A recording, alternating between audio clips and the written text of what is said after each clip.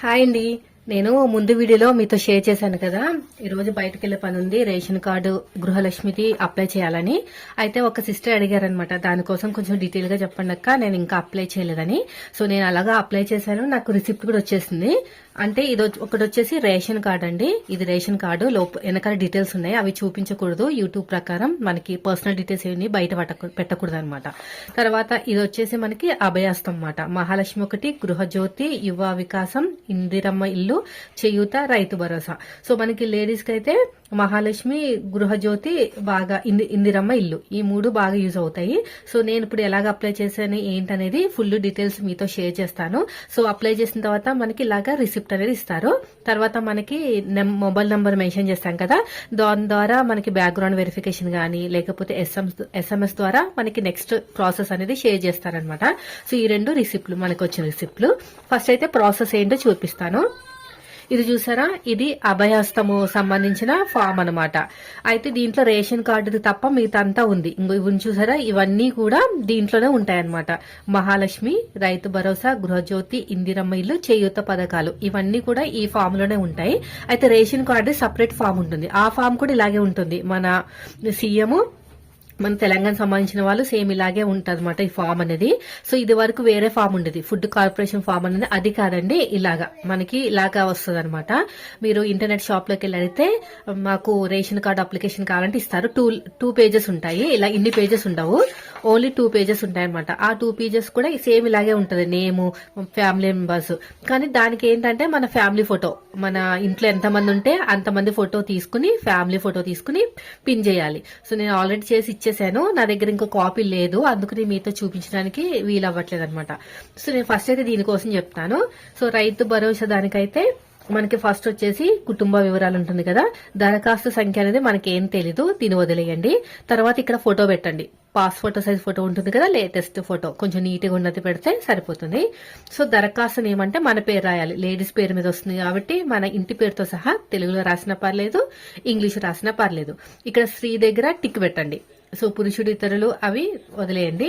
ఇప్పుడు SC, ST, BC, minority, ఇతరులు, మీరు ఏ క్యాస్ట్ అయితే ఆ క్యాస్ట్ కి మార్కింగ్ వేయండి. పుట్టిన తేదీ, డేటు, మంత్, ఇయర్ వేసేసేయండి. అది ఆధార్ నెంబర్ ప్రకారం ఎలా ఉంటే అలా వేయండి. ఆధార్ నెంబర్, మనందరికీ ఆధార్ నెంబర్ ఉంటుంది కదా, ఆధార్ నెంబర్ కూడా రాయండి. రేషన్ కార్డు నెంబర్ మీకుంటే రాయండి, లేకపోతే రేషన్ కార్డు లేదు అని రాయండి. నాకు లేదు కాబట్టి రేషన్ కార్డు లేదని మెన్షన్ చేశాను. తర్వాత వచ్చేసి మొబైల్ నంబర్, ప్రజెంట్ వర్కింగ్ లో ఉన్న మొబైల్ నంబరు, మీకు వర్కింగ్ లో ఉన్న మొబైల్ నంబర్, మీకు ఏదైనా ఎస్ఎంఎస్ వస్తే యాక్టివ్ లో ఉన్న మొబైల్ నంబర్ అయితే ఇవ్వాలి. వృత్తి, నేనైతే గృహిణి అని రాశాను, ఏంటంటే జాబ్ ఏం చేయట్లేదు కదా అందుకుని. సో ఇదంతా క్లియర్ ఉన్నాయి కదా, సేమ్ ఇలాగే మనకి రేషన్ కార్డ్ ఫామ్ లో కూడా ఉంటాయి, సేమ్ ఇలాగే వేయాలి. ఇక్కడ మాత్రం మనకి ఫ్యామిలీ ఫోటో ఉంటుంది, ఇక్కడ ఏం ఫోటో ఉండదు, ఇక్కడ ఒకటే మనకి పిన్ చేసేయాలన్నమాట, ఫ్యామిలీ ఫోటో పెట్టేసి.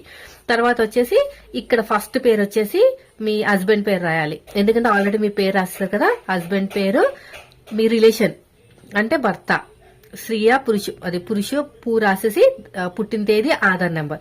తర్వాత వచ్చేసి మీ పిల్లలుంటే ఇద్దరు పిల్లల పేర్లు, కుమారుడైతే కుమారుడు, కుమార్తె అయితే కుమార్తె, తెలుగు అయితే తెలుగు, ఇంగ్లీష్ అయితే ఇంగ్లీష్, ఎలా రాసినా కూడా పర్వాలేదు. మీ అత్తయ్య మావయ్య వాళ్ళు ఉంటే కూడా వాళ్ళ పేర్లు కూడా రాసింది, మీ పేరు రాయకండి, ఆల్రెడీ ఇక్కడ రాస్తాం కదా అందుకని మనం కింద రాయకూడదు. సో ఇది అయిపోయిన తర్వాత వచ్చేసి మనకి ఇంటి నెంబర్, వీధి నెంబర్, మీ అడ్రస్ మొత్తం కూడా నీట్ గా ఇక్కడ రాసేసేయండి. ఇది అయిపోయింది. ఫస్ట్ అయితే ఫామ్, మన పర్సనల్ డీటెయిల్స్ అంతా చేస్తాం కదా. మహాలక్ష్మి పథకం మనకి లేడీస్ కి ప్రతి నెల 2500 ఆర్థిక సహాయం టిక్ చేయండి. సో 500 రూపాయలకి ఇస్తా అని చెప్పారు కదా మనకి గ్యాస్, ఇక టిక్ చేసి గ్యాస్ కనెక్షన్ నెంబర్ రాయాలన్నమాట. కన్జ్యూమర్ నెంబర్ ఉంటుంది కదా మీ దగ్గర, మనకి బిల్లు వస్తుంది కదా, ఆ బిల్లు, పాస్బుక్ ఉంటే పాస్బుక్, బిల్లు అయితే బిల్లు, జిరాక్స్ కాపీ ఒకటి ఉండాలి ఖచ్చితంగా, అంటే దీనికి అటాచ్ చేయడానికి మాత్రం. సో 5 రూపీస్ దగ్గర ఇక్కడ మార్క్ వేసి గ్యాస్ కనెక్షన్ నంబర్ రాసి, సరఫరా చేస్తున్న కంపెనీ పేరు రాసి, ఎన్ని సిలిండర్ మనకి సంవత్సరానికి ఆ సిలిండర్స్ నేమ్ కూడా రాయాలి. ఇక్కడ సిలిండర్స్ నెంబర్స్ కూడా రాయాలి. రైతు భరోసా పథకం అంటే అది వాళ్ళకి సంబంధించింది, మాకైతే తెలియదు కాబట్టి నేను ఫామ్ అయితే మనకు సంబంధం లేదు కాబట్టి నేనైతే ఫామ్ ఏమి ఫిలప్ చేయలేదు. ఇందిరమ్మ ఇల్లు పథకం అంటే ఇల్లు లేని అర్హులైన కుటుంబానికి ఆర్థిక సహాయం అనమాట. అంటే వాళ్ళకి ఎవరికైనా ఓపెన్ ల్యాండ్ ఉంటే వాళ్ళు ఇల్లు కట్టుకుంటానికి. సో మీకు ఓపెన్ ల్యాండ్ ఉంటే టిక్ చేయండి, లేకపోతే లేదు.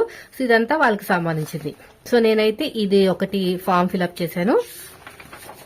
తర్వాత వచ్చేసి గృహజ్యోతి, అంటే మీకు 200 యూనిట్స్ ఉచితంగా ఉంటుంది కదా, దానికి సంబంధించింది అనమాట. మీరు ఓన్ హౌస్ అయితే ఈ ఫామ్ ఫిల్అప్ చేయాలి. మాది రెంట్ కాబట్టి నేనైతే ఏం ఫిల్అప్ చేయలేదు. జస్ట్ మాకు 100 నుంచి 200 యూనిట్లు అయితే మార్క్ చేసి పెట్టాను. చేయుత పథకం అంటే మనకి హ్యాండిక్యాప్డ్ కి సంబంధించిన అనమాట. సో ఇదంతా అయిపోయిన తర్వాత, సో దీనికి మనకు సంబంధం లేదు. తర్వాత లాస్ట్ వచ్చేసి ఆధార్ కార్డు జిరాక్స్ అయితే ఇవ్వాలండి. మన ఫ్యామిలీలో ఎంతమంది అయితే ఇక్కడ పేరు రాస్తున్నామో, ఇక్కడైతే పేర్లు రాస్తున్నాం కదా, వాళ్ళన్నీ కూడా ఇవ్వాలన్నమాట. సో ఇక్కడ టిక్ మార్క్ వేసేసి మీరు సంతకం అయితే సంతకం, అదే తమ్నేల్ అయితే తమ్నేల్, పేరు డేట్ రాసేసేయండి. సో ఇక్కడ కూడా ఫామ్ ఫిల్అప్ చేయాలన్నమాట. మీ వార్డు కోడ్ ఎంతో రాయండి. తెలియకపోతే అక్కడ అడిగితే చెప్తారు. దరఖాస్తు నెంబర్ వాళ్ళే రాసుకుంటారు. మీ పేరు, మీ హస్బెండ్ పేరు అయితే హస్బెండ్, ఫాదర్ పేరు అయితే ఫాదర్ పేరు, పథకం మహాలక్ష్మి పథకం ఓకే చేయండి, ఇందిరమ్మ ఇల్లు పథకం ఓకే చేయండి, గృహజ్యోతి ఓకే చేయండి. ఇంక ఇవేం అవసరం లేదు. ఇవి డీటెయిల్స్ మాట. మీ గ్రామం, వార్డు నెంబరు, మండలం, జిల్లా, తేదీ, ఇది మంది కాదు. ఫామ్ ఎవరైతే తీసుకుంటారో వాళ్ళ డీటెయిల్స్ అనేది వాళ్ళు మెన్షన్ చేస్తారు. సో అంతేనండి. ఇప్పుడైతే దీనికి సంబంధించిందంతా ఉంది కదా, సో ఇక్కడ ఒక్కటి ఫోటో పెట్టేస్తే సరిపోతుంది. సో ఇది అయిపోయింది. తర్వాత మీరు ఇంటర్నెట్ కి వెళ్లి అక్కడ మీకు రేషన్ కార్డు ఫామ్ ఇస్తారు. సేమ్ ఇలాగే ఉంటుంది ఫార్మేట్ అనేది. ఓకేనా? సో డేట్ వచ్చేసి ఇంత అయితే మెన్షన్ చేశారు, 28 నుంచి 6వ తారీఖు వరకు అని. మరి మేబీ ఎక్స్టెండ్ చేస్తారో లేదో తెలీదు. సో సేమ్ ఇదే ఫార్మేట్ లో మనకి రేషన్ కార్డు వస్తుంది. రేషన్ కార్డు కూడా సేమ్ డీటెయిల్స్, కానీ ఫ్యామిలీ ఫోటో మాత్రం ఇక్కడ పిన్ పెట్టేసుకుంటామే. మేమైతే ఫ్యామిలీ ఫోటో దిగితే 200 తీసుకున్నారు, ఒకటే కాపీ. ఇక్కడ పిన్ని కొట్టేశాను. ఇక్కడ ఏం ఫోటో ఉండదు అనమాట.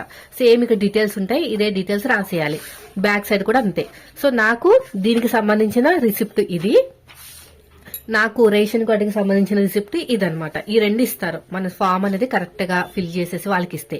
అయితే ఈ ఫామ్ కి మనం జాయిన్ చేయాల్సినవి ఏంటంటే కరెంట్ బిల్ ఒకటి, తర్వాత వచ్చేసి మనకి నేను చెప్పాను కదా గ్యాస్ ప్రూఫ్ కోసం ఒక జిరాక్స్ కాపీ, మీకు ఎంతమంది ఇక్కడ మెన్షన్ చేశారో మీది ఆధార్ కార్డు, ఇక్కడ మెన్షన్ చేసిన వాళ్ళ ఆధార్ కార్డు జిరాక్స్ కాపీస్, అవన్నీ కూడా ఇక్కడ పిన్ కొట్టేసి ఇవ్వాలి. తర్వాత వచ్చేసి రేషన్ కార్డుకి మీ ఫ్యామిలీ ఫోటో ఆల్రెడీ ఉంటది కాబట్టి ఓన్లీ మీ మెంబర్స్ ఎంతమంది ఉన్నారో అంతమంది ఆధార్ కార్డు జిరాక్స్, అవి కూడా పిన్ కొట్టేసి వాళ్ళకి ఇచ్చేసామంటే సరిపోతుంది. ఇదండి. నేనైతే ఇలాగ అప్లై చేసేసరికి నాకైతే 1 డే పట్టింది టైము. ఇదైతే ఫ్రీగానే ఇస్తారు, కానీ ఇక్కడ ఇది వచ్చేసి జిరాక్స్ కాపీ అనమాట. ఒరిజినల్ కాపీ అనేది మీరు కమ్యూనిటీ వాళ్ళ దగ్గర నుంచి తెచ్చుకోవాలి. ఇదన్నీ కూడా కలర్ఫుల్ గా ఉంటాయి. ఇక బ్లాక్ అండ్ వైట్ ఉన్నాయి కదా, కలర్ఫుల్ గా ఉంటాయన్నమాట. అది ఒరిజినల్. ఇది వచ్చేసి జిరాక్స్ తీసుకోరు, ఒరిజినల్ తీసుకుంటారు. మీకు ఎలా తెలుస్తుంది అంటే కలర్ గా ఉంటాయి అన్నమాట, గ్రీన్, ఎల్లో అలా ఉంటాయి. సో అవి తీసుకుని ఫామ్ ఫిల్అప్ చేసి ఇచ్చేసేయండి. కొంచెం జాగ్రత్తగా ఫామ్ ఫిల్అప్ చేయండి. సో అంతే ఫ్రెండ్స్. ఈ వీడియో నచ్చితే లైక్ చేయండి ఫ్రెండ్స్. యూజ్ అనుకుంటున్నాను. మీరు ఎవరైనా ఫామ్ ఫిల్అప్ చేయకపోతే నేను చెప్పిన ఈ పద్ధతిలో ఫామ్ ఫిల్అప్ చేసి ఇచ్చేసారంటే సరిపోతుంది. Thank you for watching.